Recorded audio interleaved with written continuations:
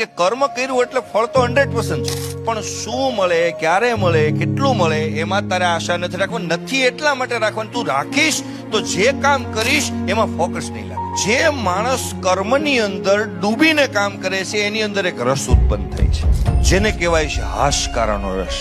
એ જે રસ નીકળે છે એ રસને હાથમાં રાખજો, એને બીજા હાથમાં એનું મૂલ્ય લગાડજો. એનું મૂલ્ય પૈસાથી નહીં લાગે.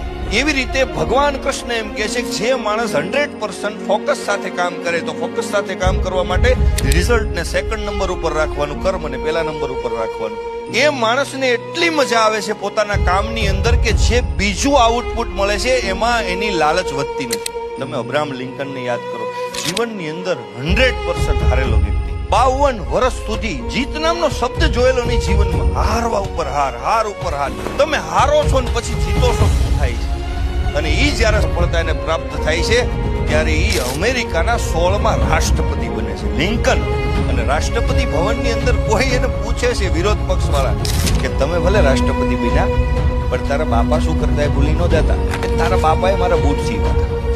પ્રત્યુત્તર કેવો હોય જેની પાસે વિવેક હોય, તો સામે જવાબ શું આપે લિંકન? લાંબા સમયથી તમારી પાસે બૂટ છે, કદાચ એ બૂટમાં ક્યાંય તૂટી જાય તો બૂટ મને મોકલી આપજો, હું સીવી દઈશ. આને કહેવાય જવાબ. આ સંઘર્ષથી મળે, આ શોર્ટકટથી નથી મળતું.